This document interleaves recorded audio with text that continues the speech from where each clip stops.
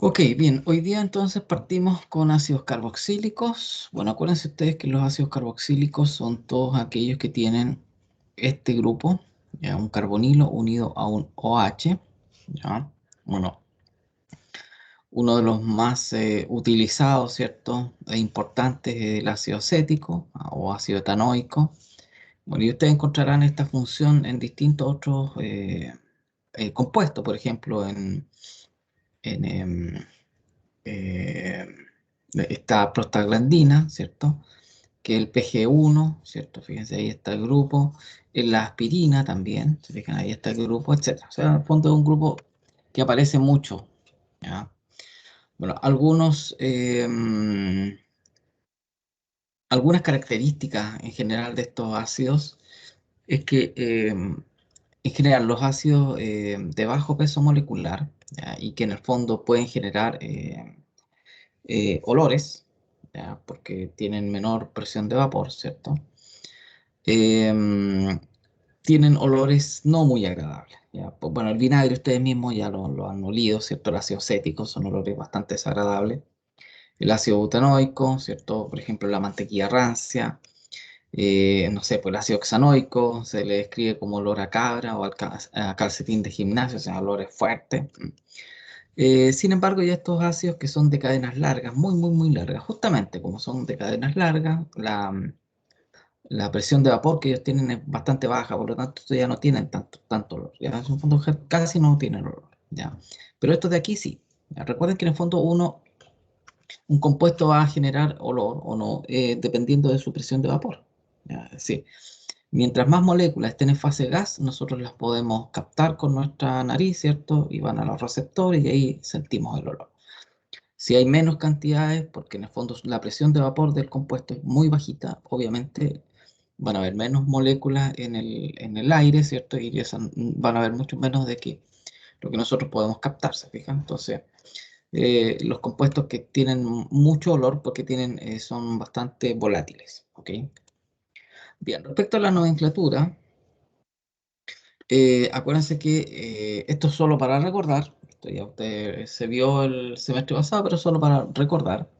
Cuando yo genero el nombre de un ácido, primero tiene que ir la palabra ácido y la terminación va a ser oico. Por ejemplo, ácido propanoico. Entonces contamos, recuerden que siempre se cuenta el carbono del carbonilo como carbono 1 y de ahí se cuenta la cadena. ¿Ya? Ese siempre va a ser el carbono 1 en la medida en que este sea el grupo de mayor jerarquía, ¿cierto? Ahora, la gracia es que el ácido este grupo carboxílico es un grupo de alta jerarquía, ¿ya? Por ejemplo, tiene mayor jerarquía que los alcoholes, que los aldehídos, que las cetonas, que las aminas, etcétera. Él tiene la mayor jerarquía, ¿ok? Y de ahí ustedes, fíjense, cuentan el número de carbonos, ¿cierto? La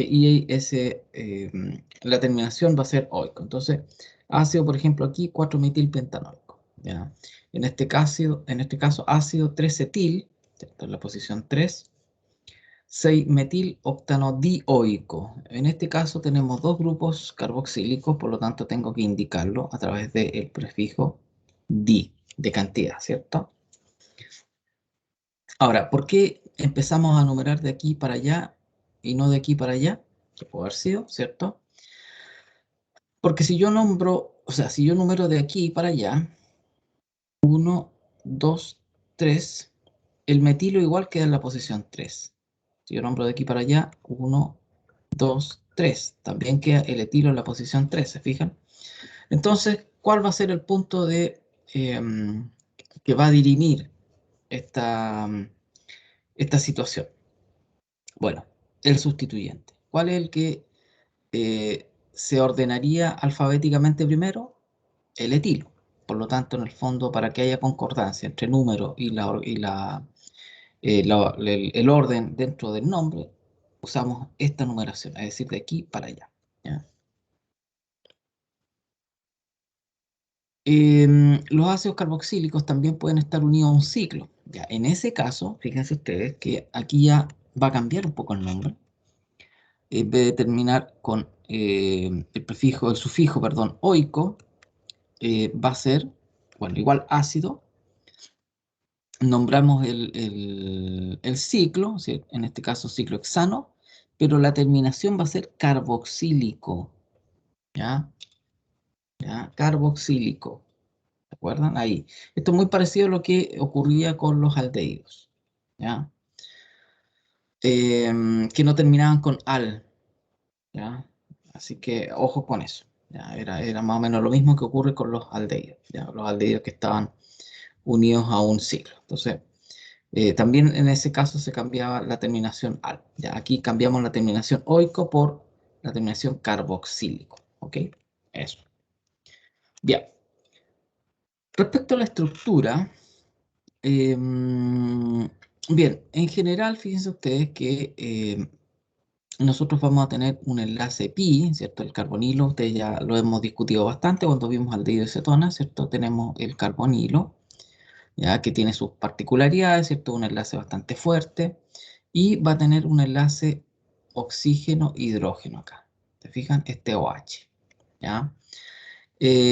Bueno, esta es una geometría trigonal plana, por lo tanto, en el fondo esto va a tener una hibridación, este carbono de aquí, sp2, fijan, sp2 es plano, y más o menos, fíjense, los ángulos están en torno a los 120, más o menos, digo yo, ¿se fijan?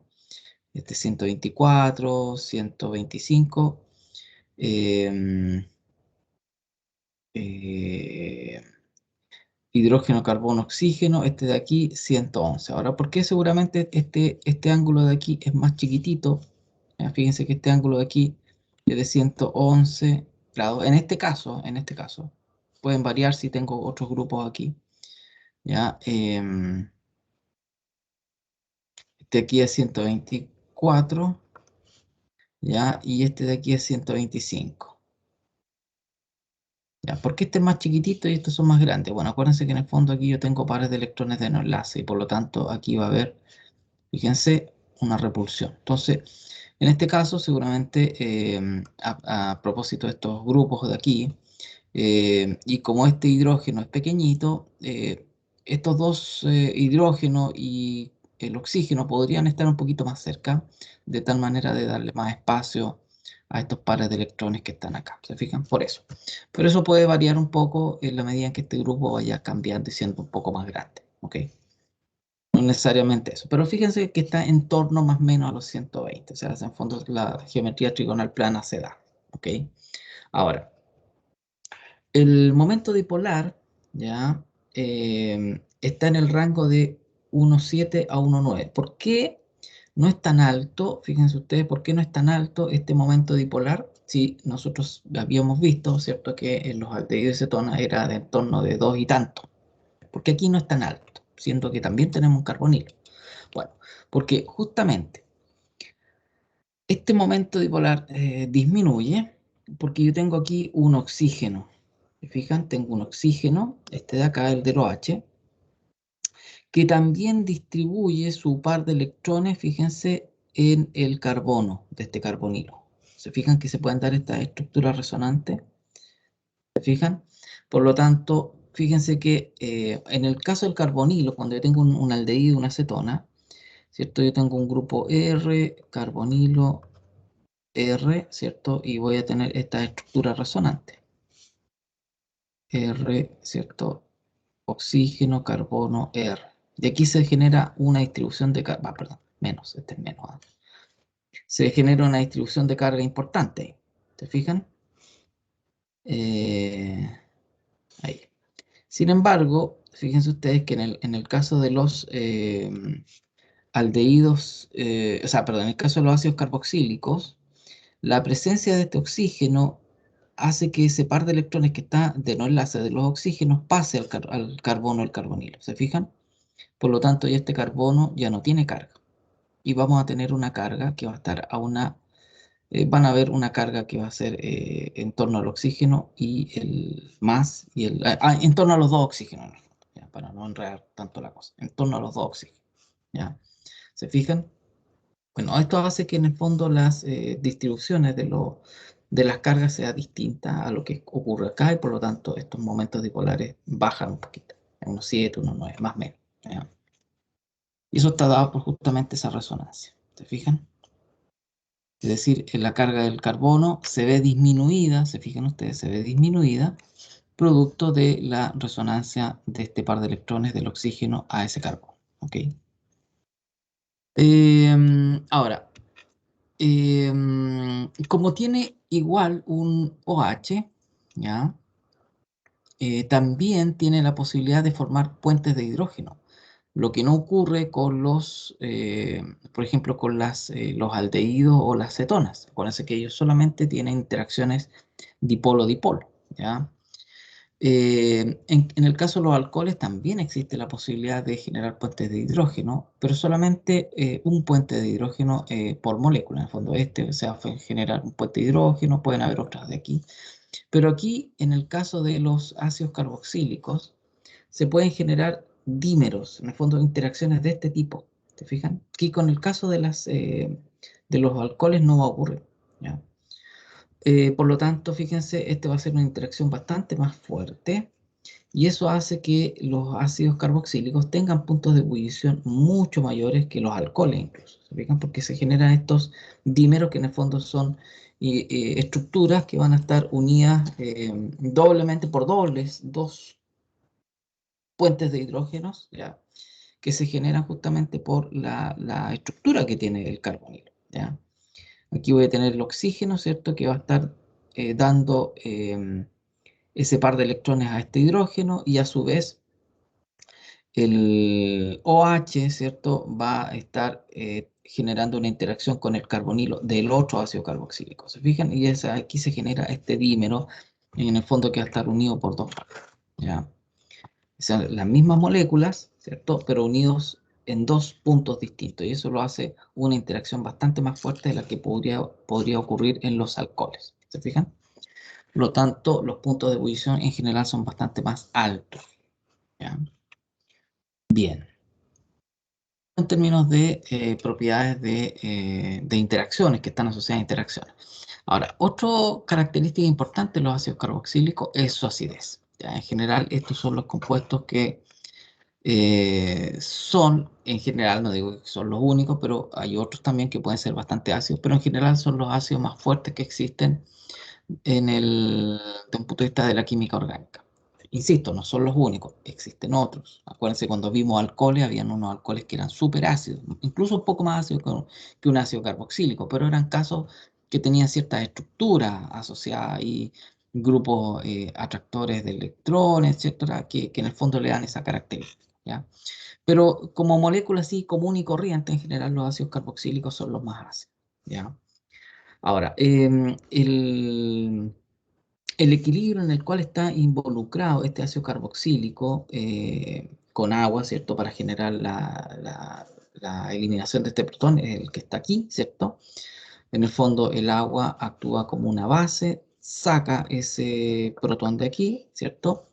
El ácido carboxílico se transforma en su base conjugada, ¿cierto? El agua se transforma en el ácido conjugado, ¿cierto? Y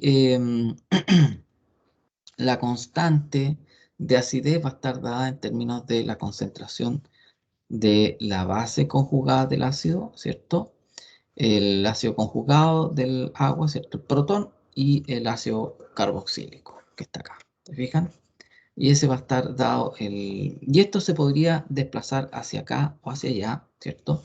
Dependiendo de qué, de la estabilidad de la base conjugada. Acuérdense que en el fondo siempre nosotros podemos ver la fuerza del ácido. Cuando nosotros hablamos o decimos que un ácido es fuerte, es porque en el fondo este equilibrio está muy desplazado hacia la derecha, es decir, hacia la formación o eliminación de este protón, ¿cierto? ¿Y eso de qué va a depender? Bueno, va a depender de la estabilidad. Una de las formas de verlo, esto es viéndolo a través de la estabilidad que tiene esta base conjugada.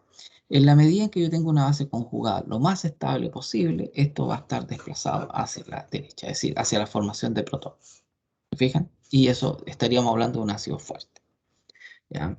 Algunos datos, fíjense, el pKa de los alcoholes en torno a 16. Se fijan que son bastante poco ácidos, pero si yo empiezo a reemplazar estos grupos aquí por átomos muy electronegativos, podría bajarlo incluso y podría ser, y llegar acá, pero son casos excepcionales. En términos generales, ¿cierto? Los alcoholes son bastante menos ácidos que los ácidos carboxílicos. Fíjense ustedes que el pKa de los ácidos carboxílicos en general está en torno a 4, 4,5 por ahí más o menos, va variando. Y aquí tenemos un ácido inorgánico para que vean la diferencia, un pKa de -7, o sea, tremendamente ácido. Es decir, estos son ácidos débiles. Pero dentro del concepto, digamos, del ámbito de los compuestos orgánicos, son los más ácidos, o uno de los más ácidos. ¿Ok? Em, bueno, cuando nosotros comparamos, por ejemplo, por qué los alcoholes son bastante menos ácidos que los ácidos carboxílicos, lo que yo hablaba recién, tenemos que ver la estabilidad de la base conjugada. Aquí yo tengo un alcohol, ¿cierto? El equilibrio del alcohol en agua genera la base conjugada, que sería el ion alcoxio, y el ácido. ¿Verdad? Fíjense ustedes que aquí la carga en el oxígeno está concentrada solamente en el oxígeno, no hay ninguna otra estructura que pudiera ayudar a repartir ese par de electrones que obtuvo extra este oxígeno dentro de la estructura. ¿Se fijan? En este ejemplo, claramente en este ejemplo. Sin embargo, si yo comparo qué pasa con el ácido carboxílico, ¿ya? En su equilibrio ácido-base, nosotros podemos ver que se forma, fíjense, el ion alcoxido, pero ese ion carboxilato, pero fíjense, ese ion carboxilato, como justamente tiene el carbonilo acá y tiene un oxígeno, y este carbono puede albergar carga de este oxígeno de acá, ¿cierto? A través de esta resonancia, se fijan, en el fondo, este par de electrones, bueno, cualquiera de ellos pasa acá, ¿cierto? Y este oxígeno se lleva esa carga. Fíjense que en el fondo ahora este oxígeno de acá, el que antes tenía el hidrógeno, no es el único que soporta la carga negativa, sino que en el fondo el otro oxígeno también ayuda a soportar esa carga negativa. Es decir, se distribuye entre más átomos esa carga negativa. En cambio aquí queda exclusivamente en el oxígeno, ¿se fijan? Bueno, esa mayor posibilidad de distribuir esta carga negativa hace que este anión sea mucho más estable que este de aquí. ¿Fijan? Por lo tanto, al aumentar la estabilidad de este anión, el equilibrio se desplaza hacia la formación de ese anión. Es decir, se desplaza hacia la derecha. Y en ese caso, liberamos más protones. ¿Fijan? Y eso explica en el fondo por qué el ácido carboxílico es mucho más ácido que los alcoholes. En los alcoholes no tenemos posibilidades de estabilizar, salvo que, por ejemplo, nosotros incluyamos aquí átomos electronegativos, ¿cierto? Que estén por inducción movilizando esta carga hacia el resto de la molécula, pero en el caso de que no, fíjense, queda exclusivamente en el oxígeno. ¿Se fijan? Bueno, de hecho, ¿qué prueba existe de esto, digamos? ¿Qué prueba existe de que existe esta resonancia? Bueno, se ha medido la distancia carbono-oxígeno en los iones carboxilato, y fíjense ustedes que en general las distancias son iguales para estos enlaces carbono-oxígeno, 125 picómetros, ¿ya? Y se ha estimado que la carga que soporta cada oxígeno es menos un medio, es decir, cada uno está soportando media carga, digamos, de la que llegó acá producto de la eliminación de este protón. ¿Se fijan? Menos un medio de carga. Eso implica que en el fondo se está distribuyendo homogéneamente entre estos dos oxígenos la carga que queda después de eliminar el protón. ¿Se fijan? Esa es una prueba de que esta resonancia es la responsable de la mayor acidez de los ácidos carboxílicos. ¿Ok? Bueno, si lo queremos ver en números, ¿ya? En cuanto a termodinámicos, números termodinámicos, ¿cierto? O algún parámetro termodinámico, bueno, nosotros vemos que la diferencia entre el etanol y el alcoxio, el etoxio en este caso, es de 91 kilojoule por mol. Fíjense, esa es la diferencia que existe entre este y este. Este es más inestable en esa cantidad. En cambio, fíjense ustedes que el ion acetato, de aquí, ¿ya? Fíjense, es solamente 27 kilojoule por mol, más, de una estabilidad mayor. ¿Ya? O sea, en el fondo es más inestable, en el fondo, pues está más arriba que el ácido acético por mucho menos de lo que ocurre en el caso del alcohol. Es decir, hay una diferencia de 64 kilojoule entre este anión y este anión. Es decir, este anión es mucho más estable, se fijan, mucho más estable. Este es un punto de vista termodinámico, viendo parámetros termodinámicos. ¿Okay? Bien. Igual que en el caso que vimos en los alcoholes, igual que en el caso que vimos en los alcoholes, ¿recuerdan? Em, existen o va a existir un efecto de grupos que estén unidos a este ion carboxilato, ¿cierto? A este grupo carboxilato, y lo pueden estabilizar aún más o lo pueden desestabilizar, ¿ya? Obviamente, como aquí se trata de distribuir en la mayor cantidad de átomos esta carga negativa, ¿cierto? Esta carga, este par de electrones extra, obviamente que los grupos atractores de electrones, ¿ya? Es decir, los que generan algún tipo de inducción, ya sea por efecto inductivo o por resonancia, y que distribuyan de mejor manera en más puntos esta carga negativa, obviamente van a estabilizar mucho más al carboxilato y refuerzan la acidez del ácido, ¿ya? En cambio, si yo tengo grupos dadores de electrones, como lo que está acá, grupos dadores de electrones, en el fondo, ¿qué estamos haciendo? Acumulando más carga aquí y por lo tanto eso desestabiliza al ion carboxilato y debilita la acidez del ácido carboxílico. Es decir, el ácido carboxílico es menos ácido, ¿ya? Por ejemplo, bueno, aquí tenemos ejemplos de efectos inductivos. Fíjense ustedes, aquí yo tengo el ácido acético, ¿cierto? Un pK SUA de 4,75, que es lo que habíamos dicho. Pero fíjense qué pasa cuando nosotros empezamos a sustituir estos hidrógenos por grupos atractores de electrones, ¿ya? Empezamos a bajar el pKa, es decir, el ácido se vuelve más fuerte. ¿Se fijan? Lo mismo que nosotros analizamos en los alcoholes, exactamente lo mismo. ¿Se fijan? Son, eh, son estructuras, ¿cierto? Eh, argumentos, ¿cierto? Que se van repitiendo, ¿ya? Y así ustedes lo van a poder aplicar en distintos otros compuestos, ¿ya? Cualquier otro compuesto que tenga cierta acidez. De hecho, lo vimos, por ejemplo, en la acidez de los hidrógenos eh, que están vecinos a un carbonilo, ¿cierto? Que también son más ácidos que los otros porque justamente pueden deslocalizarse. Fijan, es importante que ustedes vayan dándose cuenta de que estos principios, se fijan, se pueden ir aplicando en otros compuestos. Esto no es solamente exclusivo de los alcoholes, sino que también, y de los ácidos carboxílicos, sino que también ustedes lo pueden ir analizando en otros y aplicando en otros compuestos. ¿Ya? Estos son de leyes generales en general. ¿Ok?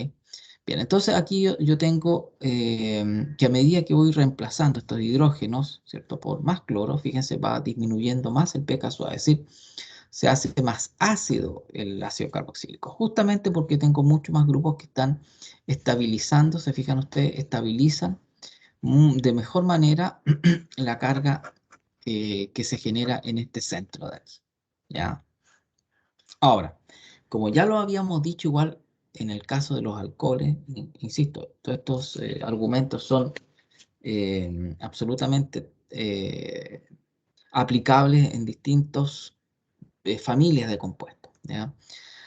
Igual que en el caso de los alcoholes, estos efectos inductivos dependen mucho de la distancia, ¿ya? Es decir, cuando yo tengo el grupo atractor de electrón cerca del grupo carboxilato, acá, funciona y opera muy bien, ¿ya? Opera muy bien este efecto inductivo, ¿ya?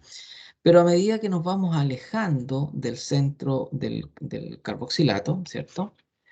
Em, esa capacidad de inducción se va perdiendo. ¿Ya? Fíjense ustedes, aquí yo lo tengo en el carbono que está vecino, pero aquí este cloro está a un átomo de carbono, ¿cierto? Del grupo carboxílico. ¿Se fijan? Que está, aquí está el que está el vecino, pero el cloro está a un átomo de carbono, está acá, más lejos.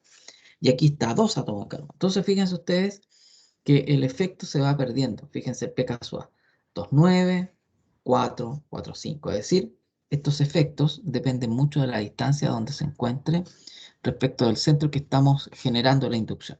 Mientras más cerca, mucho más eficiente. Mientras más lejos, ese efecto se debilita. Más o menos ya como a los 5 átomos de carbono, por ahí ya se pierde el efecto. Ya es despreciable. Por lo tanto, ya yo puedo tener, imaginen, yo puedo tener una cadena así, no sé, de 5 átomos, 6 átomos de carbono, vamos a hacer 6 carbonos, y aquí yo tengo el carboxilato, ¿ya? Y yo pongo un cloro aquí, o un flúor incluso, o más electronegativo. Y ese flúor no va a tener ningún efecto importante sobre este ion carboxilato, ¿se fijan? Porque está demasiado alegre, ¿ok? Bueno, em, este efecto también se puede ver en los ácidos carboxílicos que son derivados del benceno. En el fondo, todos estos ácidos benzoicos, ¿ya? Sustituidos, también van a tener, fíjense ustedes, algún tipo de efecto justamente por el tipo de sustitución que tiene el anillo. Por ejemplo, todos estos son ácidos benzoicos, pero que están sustituidos. Fíjense, aquí tengo un grupo metóxido, un grupo nitro. Ahora, el grupo metóxido, nosotros ya vimos, ¿cierto? Y analizamos cuando vimos eh, los anillos bencénicos, que estos grupos donan densidad electrónica al anillo. Donan densidad electrónica al anillo. Por lo tanto, en el fondo están donando densidad electrónica al anillo y también al grupo carboxilato. Por lo tanto, desestabilizan, ¿cierto? El anión carboxilato. Eso hace que se debilite la fuerza del ácido también. Sin embargo, el grupo nitro, ya cuando esto ya se forma el carboxilato, ellos van a estar ayudando a distribuir en todo el anillo encénico, ¿cierto? El, la carga, ¿se fijan? Y por lo tanto van a estabilizar el anión y por lo tanto el ácido va a ser más fuerte, ¿ya? Ahora, es importante mencionar de que este par de electrones no se puede deslocalizar directamente por resonancia acá, porque en el fondo va a estar deslocalizado solamente en este sector. ¿Qué es lo que ocurre con estos grupos nitro?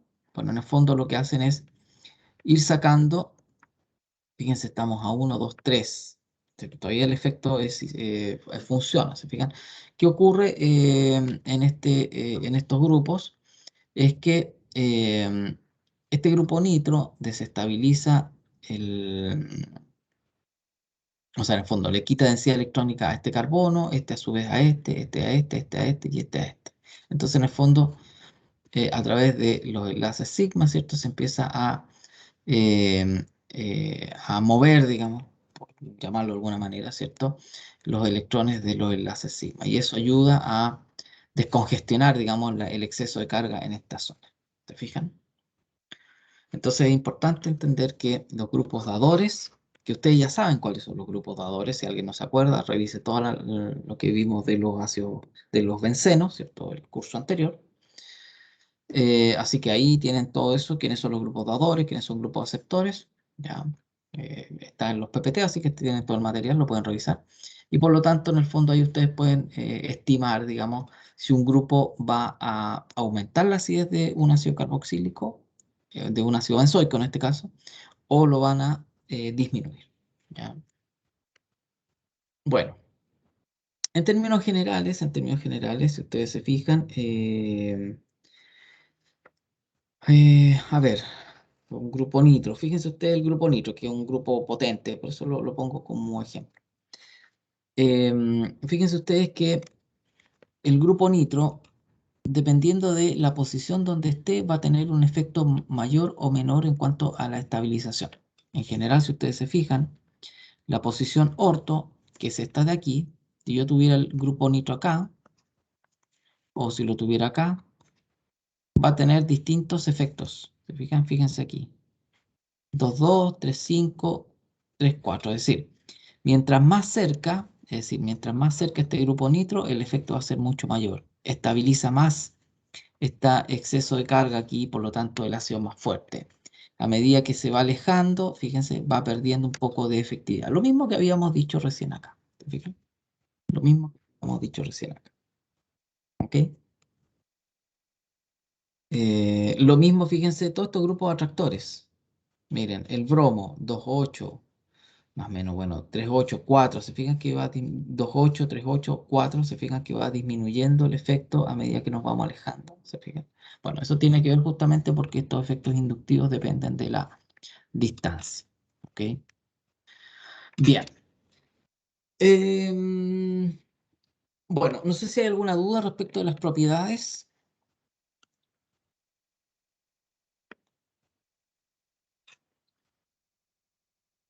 Algo que no esté muy claro.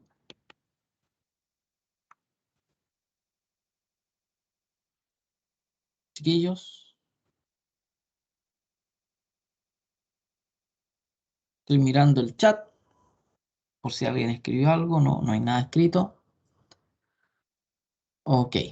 Bueno, si no hay más dudas, seguimos. Ok, seguimos. Bueno, vamos a analizar ahora algunas formas de preparar ácidos carboxílicos que ya en términos generales lo hemos visto, una gran mayoría de lo que vamos a ver, así que en el fondo esto va a ser como una especie de repaso porque muchas cosas ya las vimos.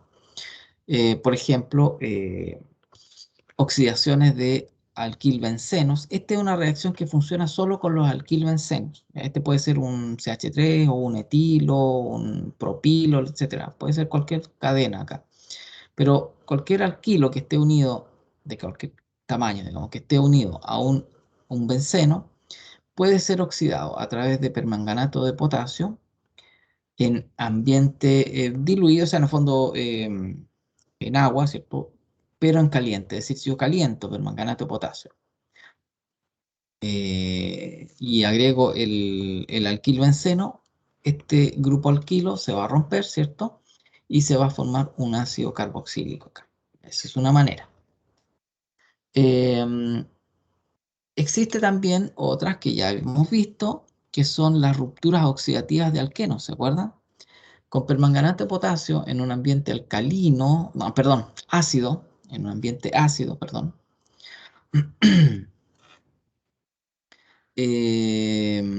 nosotros vamos a romper aquí este doble enlace y vamos a generar dos ácidos carboxílicos. ¿Se fijan? Este de aquí y este de aquí. Fíjense, todo esto de aquí, este carbono que está unido al doble enlace, se va a formar un ácido carboxílico más pequeñito, obviamente, y esta parte de aquí también se va a generar el otro ácido carboxílico. Ahora, ¿cuál es la condición? De que tienen que tener al menos un hidrógeno vinílico, es decir, si este carbono no tiene ningún tipo de hidrógenos, por lo tanto no se va a oxidar a ácido carboxílico, se va a transformar solamente en una acetona, por ejemplo, un caso así, para que quede más claro. Supongamos que yo tengo CH3, vamos a poner aquí CH3, aquí vamos a poner carbono, CH3, hidrógeno. ¿Ya? En el caso que yo tuviera permanganato, fíjense que aquí lo estamos haciendo con permanganato, aquí es un oxidante fuerte. Lo que nosotros vimos también fueron rupturas, escisiones de alquenos con ozono. En ese caso, el ozono era un oxidante un poco menos fuerte y por lo tanto generaba cetonas y un aldehído. Pero en este caso es un oxidante muy fuerte, el permanganato, y en general era en caliente, y eso rompía acá. Y en este caso, como no tiene un hidrógeno vinílico, esta parte de acá sí se va a transformar en una acetona, es decir, va a quedar como CH3, carbonilo, oxígeno, CH3. Pero este de aquí se transforma en un aldehído y ese aldehído se oxida nuevamente de manera instantánea y formamos el ácido carboxílico. ¿Se fijan? Pasando acá con un intermediario que va a ser el aldehído. Perdón, me quedo más feo. Hidrógeno, oxígeno, CH3. Este aldehído que se forma es un intermediario, en el fondo es un producto intermedio, más bien dicho, ese sería el término correcto, un producto intermedio que se oxida inmediatamente, o sea, se forma y se oxida instantáneamente y formamos el ácido carboxílico. Pero este de aquí, esta parte de aquí, como no tiene hidrógenos vinílicos, no se va a oxidar, solamente llega hasta acá. ¿Te fijas? Entonces, la condición en este caso es que tenga un hidrógeno vinílico, o al menos uno. ¿Ya? Bueno, la reacción también se puede hacer en ambientes eh, básicos, ¿cierto? Y aquí fíjense ustedes que, bueno, este sí tiene un hidrógeno vinílico, formamos el ácido carboxilo. Esto ocurre en dos etapas. La primera, en el fondo, vamos a generar el carboxilato y después por eso acidificamos en la segunda etapa y ahí formamos el ácido carboxílico, ¿ya? Y en este caso, como tiene dos hidrógenos vinílicos, esto se va a transformar en CO2. Todos estos grupos que tienen dos ácidos, o sea, dos hidrógenos vinílicos se transforman en CO2, ¿ya? Se oxidan al máximo que se puede. Bueno, otras oxidaciones que tenemos son las de los alcoholes, pero de los alcoholes primarios, acuérdense. Siempre este alcohol de acá, que tiene dos hidrógenos, ¿ya? Em, Cuando yo utilizo algún oxidante fuerte, por ejemplo el dicromato, que ustedes ya lo conocen, el dicromato, el ácido crómico, estos de ahí, generamos el aldehído, ¿cierto? Intermedio, y este nuevamente se oxida de manera instantánea y formamos el ácido carboxílico, ¿ya? La oxidación con óxido de cromo, bueno, el óxido de cromo se conoce como el reactivo de Jones, ¿ya? Un nombre que tiene solamente, pero en el fondo es una oxidación con óxido de cromo. Lo mismo, fíjense, tengo dos hidrógenos vinílicos, o sea, perdón, dos hidrógenos unidos a este carbono, me quedé pegado con el caso del alqueno, dos hidrógenos, ¿ya? Que están unidos al carbono que tiene el OH, y este sí se puede oxidar a ácido carboxílico. Si fuera, por ejemplo, un caso como este, un alcohol secundario, por ejemplo,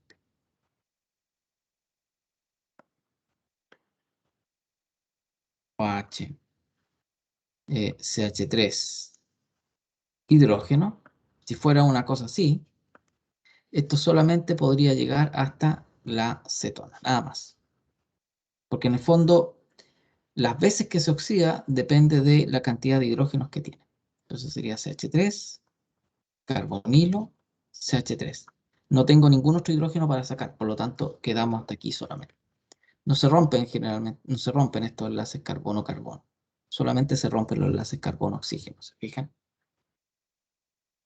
Ahora, ¿cómo ocurre la reacción? Bueno, más o menos así. Bueno, en términos generales, el dicromato o el cromato, ellos lo que hacen es formar ácido crómico. El oxidante va a ser el ácido crómico, ¿ya? Esta es una manera de cómo yo genero un reactivo para formar el ácido crómico, nada más. ¿Ya? El dicromato o el cromato, ¿ya? Y el ácido crómico es el oxidante al final. Entonces, ¿qué ocurre? Bueno, aquí tengo el alcohol, ataca al cromo, se fijan, bueno, este es un electrófilo, aquí tengo un nucleófilo, si usted quiere una base, un ácido, ¿ya? De Lewis, ¿cierto? Lo ataca. Bueno, al atacarlo, el protón del oxígeno del alcohol aumenta su acidez, ¿ya? Y por lo tanto lo toma un OH del ácido crómico, ¿ya? Al formarse agua aquí, esa se puede ir, un buen grupo abandonante. Es un tema importante, chicos, ¿ah? Lo voy a llevar un poco esto a la prueba. Siempre cuando ustedes hagan salida de grupos, tienen que asegurarse que sea un buen grupo abandonante. Si yo tengo un grupo metilo acá, ese no es un buen grupo abandonante. Por lo tanto, yo vi que en muchas respuestas eliminaban grupos metilo, se iban, entonces no, eso no corresponde, ¿ya? Entonces, el agua sí se puede ir porque en el fondo es un buen grupo abandonante, ¿ya? Se va el agua y como el cromo pierde ese par de electrones, el oxígeno que estaba acá, ¿cierto? Lo da, dona ese par de electrones que tiene, ¿ya? Y forma nuevamente un enlace con el cromo, ¿ya? Bueno, después justamente, em, em, bueno, aquí fíjense ustedes, em, al tener el oxígeno unido a este cromo, que está unido a su vez a estos a estos tres oxígenos, en el fondo esto es un grupo tremendamente electroatractor de electrones. Muy, muy, muy electroatractor de electrones, ¿ya? Por lo tanto, el efecto que se genera aquí es muy grandote, ¿ya? Debilitando bastante los enlaces carbono-hidrógeno que están acá. Eso hace que este oxígeno de acá pueda captar, ¿cierto? Ese protón de acá, ¿ya? Y porque se acidifica mucho, ¿ya? Producto de todo este grupo que es una aspiradora de electrones, ¿se fijan? Tienen todos estos grupos, oxígeno, oxígeno, oxígeno, ¿se fijan? Por lo tanto, es un grupo tremendamente atractor de electrones. Y eso hace que este efecto se distribuya en toda la molécula. Por lo tanto, debilita bastante los enlaces carbono-hidrógeno, ¿ya? Al ocurrir eso, este hidrógeno se vuelve un poco más ácido y lo toma ese oxígeno de acá. ¿Se fijan? Ahí está, ¿ya? Formándose, fíjense ustedes, aquí el aldehído, ¿ya? Aquí se forma un carbonilo, se rompe este enlace oxígeno-cromo y se forma el aldehído, ¿ya? Y nuevamente, em, eh, el aldehído es atacado por este nucleófilo, el agua, en el fondo, que es un nucleófilo, pero es un nucleófilo débil, pero es el mejor nucleófilo que existe en este ambiente ácido, por lo tanto ataca al aldehído. Formamos este diol, ¿se fijan? Formamos este diol, este de aquí, y este diol, ¿se fijan? Nuevamente ataca a un ácido crómico, el mismo efecto que ocurrió aquí, ¿fijan? Pero ocurre ahora con este diol, ¿ya? Y lo mismo que ocurrió recién, es decir, un OH del ácido crómico toma el protón del oxígeno, ¿cierto? De este diol, ¿ya? Generamos, fíjense, el mismo efecto. Bueno, aquí se va el agua, se genera este grupo doble enlace carbono-cromo, ¿cierto? Y nuevamente tenemos un gran grupo atractor de electrones, ¿cierto? Por inducción y por lo tanto ocurre lo mismo que acá. Es decir, se debilitan este enlace carbono-hidrógeno. Más aún, este es mucho más reactivo porque en el fondo tiene el grupo oxígeno igual unido acá, ¿se fijan? Por lo tanto, es mucho más. Tiene atracciones por este lado y por este lado. Por lo tanto, es bastante más lábil este hidrógeno. ¿Ok? Y fíjense ustedes, nuevamente el oxígeno del ácido crómico, este que está acá, toma el protón, ¿cierto? Se genera la ruptura de este enlace y ese par de electrones, carbono-hidrógeno que está acá, pasa a formar un enlace con el oxígeno. Esto es una reacción concertada, lo mismo que la que ocurre aquí. Se fijan, son reacciones concertadas. Y ahí generamos el ácido carboxílico. ¿Se fijan? Todo tiene que ver, fíjense, con la acción que tiene como atractor de electrones este ácido crómico. Fíjense, no es tan complicado entender el mecanismo. Es largo, tiene hartos pasos, pero en el fondo es lógico. ¿Fijan? Bien, con el óxido de cromo ocurre algo similar. Ocurre lo mismo, digamos. ¿Fijan? Tengo un grupo muy ácido, ¿cierto? Un ácido de Lewis muy potente, que es cromo, es atacado por esta base que es el oxígeno. Se forma este enlace, ¿se fijan? Nuevamente, este hidrógeno es captado por uno de estos oxígenos que está acá, cualquiera de ellos, ¿ya? Nuevamente, fíjense, ocurre el mismo efecto que analizamos recién. Este grupo, atractor de electrones, debilita el enlace carbono-hidrógeno, carbono-hidrógeno. Y lo mismo ocurre una reacción concertada, donde al debilitarse este enlace carbono-oxígeno, este hidrógeno se vuelve más acídico, lo toma este oxígeno del cromo, ¿cierto? Que está unido al cromo. Se rompe el enlace oxígeno-cromo y ese par de electrones que estaba antes en el carbono-hidrógeno va a parar aquí con este oxígeno, ya que antes era el oxígeno del alcohol. ¿Ya? Y formamos este aldehído. Nuevamente ocurre una reacción de adición, ¿se fijan? Generamos el diol y ocurre lo mismo que en el caso anterior. Este oxígeno del alcohol, ¿cierto? Ataca al cromo, se acidifica ese protón carbono hidrógeno, ya, nuevamente es mucho más ácido porque tiene más encima este OH al lado, igual que en el caso anterior, ¿se fijan? Y se rompe el enlace carbono-hidrógeno y va a formar ese par de electrones, va a parar con este oxígeno. Y se rompe este oxígeno, el enlace cromo-oxígeno. ¿Se fijan? Y ahí generamos nuevamente el ácido carboxílico. ¿Se fijan que el mecanismo es bastante parecido? Ya sea con cuando tengo dicromato de potasio, ¿cierto? O el óxido de cromo. Es más o menos lo mismo. ¿Se fijan? Aquí un poquito más corto, pero en general es la misma idea. Ya, rebásenlo, analícenlo, vayan viendo los detalles. ¿Ok? Otras formas de cómo yo puedo generar ácidos carboxílicos es también a través de oxidaciones con óxido de plata en un ambiente alcalino. ¿Ya? El hidróxido de amonio en el fondo genera un ambiente alcalino, amoníaco en el fondo genera esto, y ese a su vez genera hidroxilos. ¿Ya? También genera, ¿cierto?, la oxidación. Ahora, este es un experimento muy lindo porque la plata se reduce a plata cero en este experimento y en el fondo siempre queda depositada en el tubo de ensayo donde se haga. En el fondo, si lo están haciendo en un... Estos generalmente son pruebas de presencia de aldehídos. El reactivo Tholen se utiliza como una prueba eh, experimental, ¿cierto?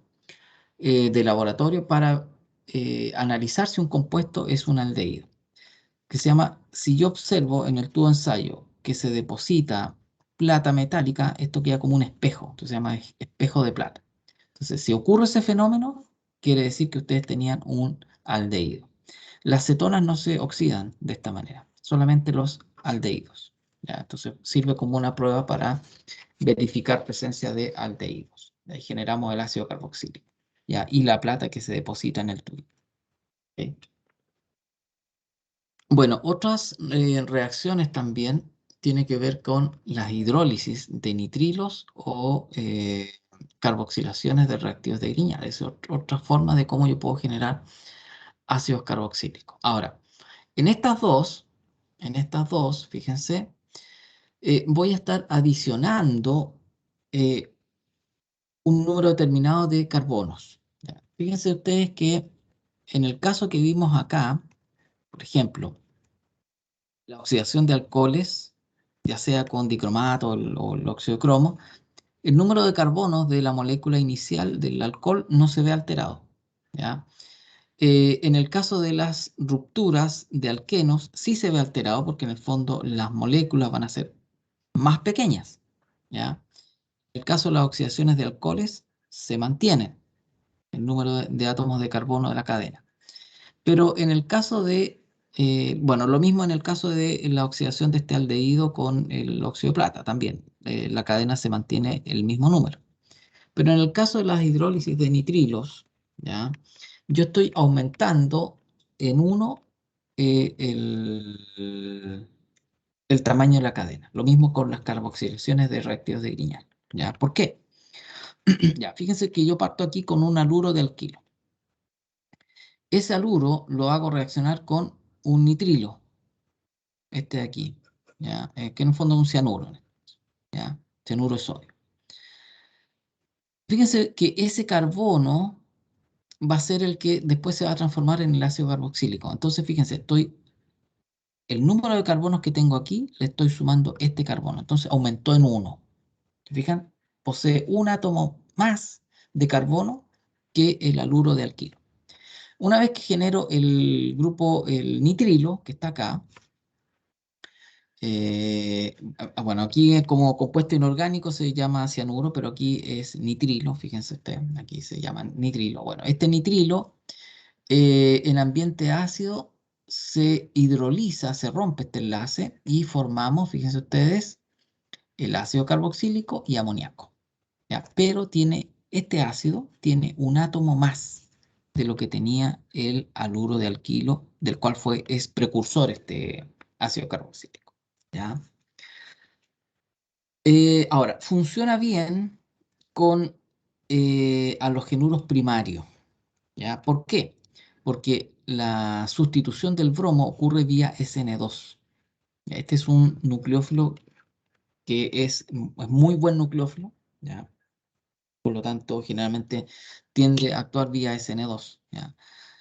Por lo tanto, y en el caso que sean haluros secundarios, podría existir eliminación también. Por eso, en el fondo, no es muy bueno utilizar sustratos secundarios, menos terciarios, ¿ya? Entonces, este funciona muy bien en sustratos primarios, porque existe una reacción de sustitución SN2, ¿ya? En el caso de la carboxilación de reactivos de Grignard, ¿ya? También nosotros vamos a aumentar en uno más el, la estructura base del haluro. Bueno, ustedes saben que los reactivos de Grignard se forman a través de un haluro de alquilo, que yo lo trato con magnesio y genero el reactivo de Grignard, que este de aquí, ¿cierto? Ahora, este a su vez lo vamos a hacer reaccionar con CO2, por eso en el fondo es carboxilación de reactivos de Grignard. En el fondo le agrego un CO2 y genero un grupo carboxílico acá, ¿se fijan? Un carboxilato, ¿ya? Entonces, la reacción ocurre igual que en el caso em, de, em, de los aldehídos y cetonas cuando hacíamos alcoholes. ¿Se fijan? Tengo el grupo R, ataca al carbono del CO2, generamos el carboxilato y en una última parte, en el fondo, acidificamos y ahí generamos el ácido carboxílico.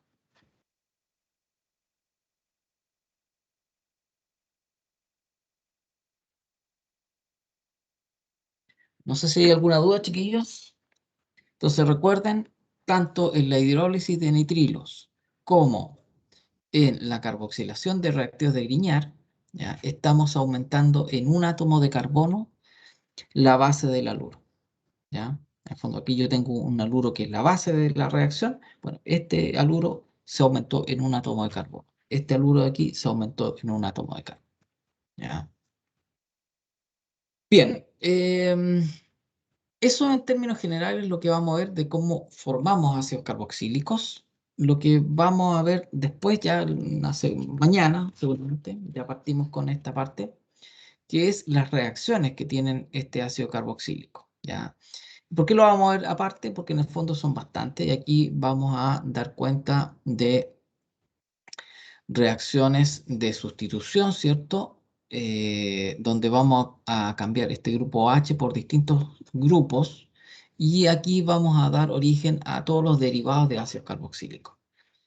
Las amidas, los ésteres, los haluros de ácido, etcétera. Todos esos se derivan justamente de la sustitución de este grupo H por algunos de estos grupos, un amoníaco, un alcohol, un halógeno, etcétera. Entonces, todos esos de aquí son bastantes grupos.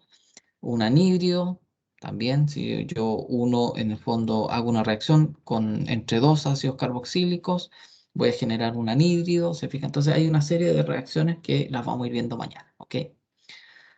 Eso en términos generales lo que teníamos que ver de los ácidos carboxílicos. Eh, no sé si hay alguna duda, chiquillos.